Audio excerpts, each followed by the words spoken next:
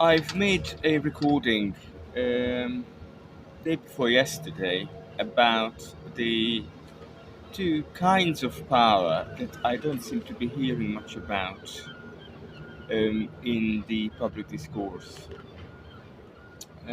these days. Possibly it's just my ignorance or shortcoming, but when I made that recording, that all of a sudden the weather turned violently windy.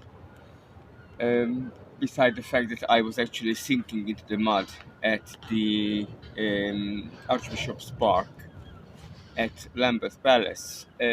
I spent most of the day yesterday with the post-prod work of that one, including using softwares like Dolby to try to make the sounds, my voice, audible in it, and also to somehow edit those moments out when there was just like a hurricane, really, literally, and just blowing everything all over the place out of blue. It wasn't particularly successful, so I'm making another attempt this morning. Good morning. This is 10th of December 2023. I'm at the Southbank, and it's a Sunday morning, and some idiot is with a very loud machine. What's it called? A specialist car that sweeps the pavement, that bleeps when it moves around. And it's Sunday morning, 7 o'clock, completely dark here in London because it's winter time. And they're going with this beepy beepy thing.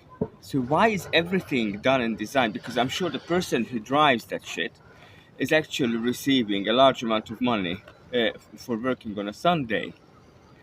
And yet they doing it, of course, because he's earning or she's earning money, whatever. But does not really matter to them that there are people living in this area and listening to this shit all the time, this bleep, bleep, bleep, and the background noise. So that's really beyond me, why everything is designed in a way that is actually abusive to others. And this is how they relate to things, and well, it's not entirely beyond me, because when it comes to education system, how things that are different, unknown, new, inventive, unusual, unorthodox approached, there is a big difference between the continental approach to that and that of the British one. And this is also part of power, by the way. I'm going to talk about and try to re-record again. So, in the public discourse, I don't seem to be able to hear much about the two kind of power, the two kinds, as it were, that exists, and it's important to talk about these things because shame and time. So time has an individual experience. I often say that, but shame also. But shame is much more like about it's community level thing. So much more like about the culture and the roots, particularly when that kind of culture or someone brings from home all the habits and customs, the ways of looking at things, relating to things, gets transpositioned into a different environment. So power can be chaotic. Power is chaotic when it is what's the word? Unlearned or not learned about at all. When it is not understood or misunderstood, or when ignored. And that's what I see most of the time with people coming from Central Europe getting into, say, to the UK, to England particularly. I wouldn't say UK, that's specific to southeast of England. Vast majority of what I'm saying is specific to this place only because there is a south and a north and south divide. Not quite the way as it's presented in the media, by the way. So,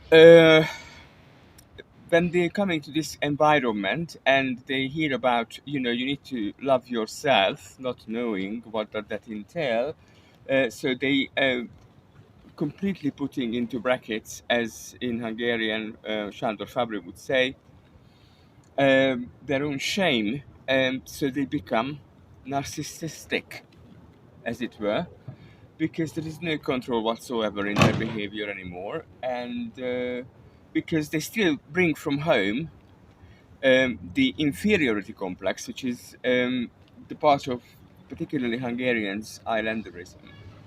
So they bring their inferiority complex with them.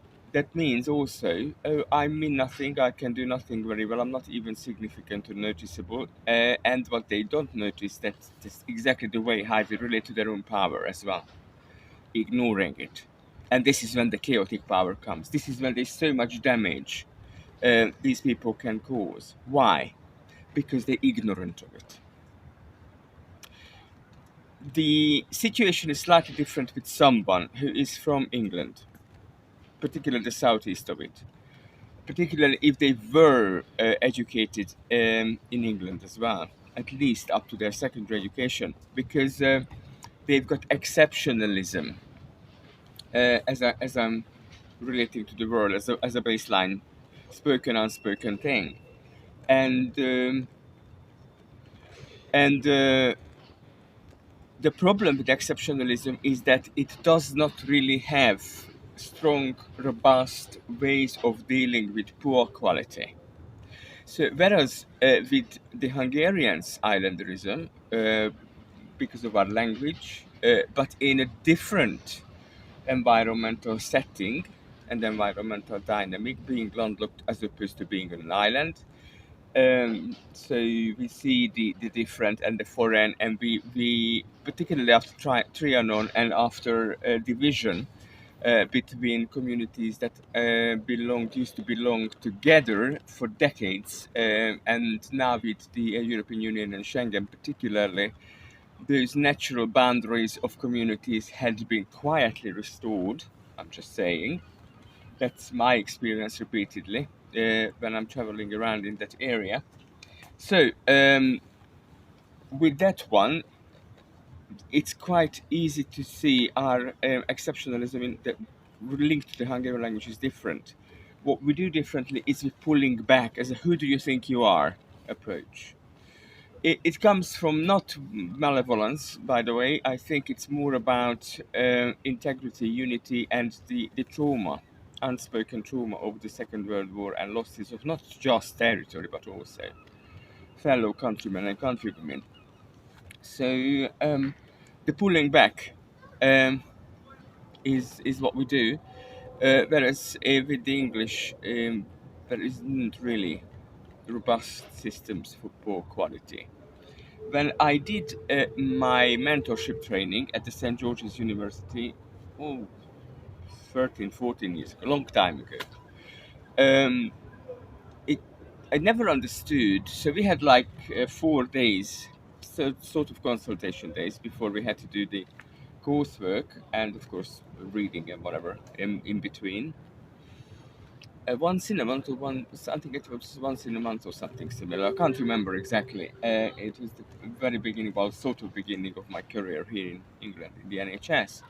So when I did this mentorship training at St. George's University, then there was this almost entire day of consulting out of the 4 or whatever, and it was quite dense and quite a rich course, particularly for somebody like myself who was trained abroad, and moreover who was trained in pedagogy, so the science of teaching, and andragogy also, that teaching of adults, but abroad. So it was very odd to me to see that an entire day was sacrificed, as it were, to the failure to fail, meaning that talking about the difficulties around spotting poor quality or allowing poor quality to go through, because just nobody wants to make the fuss. And now I realize why, because there are other cards getting, because immediately people start to play the cards of because I'm colored, because I'm gay, because I'm a woman, whatever. So it's mission impossible really to fail people these days. or even to get rid of them if they're not performing well in the NHS.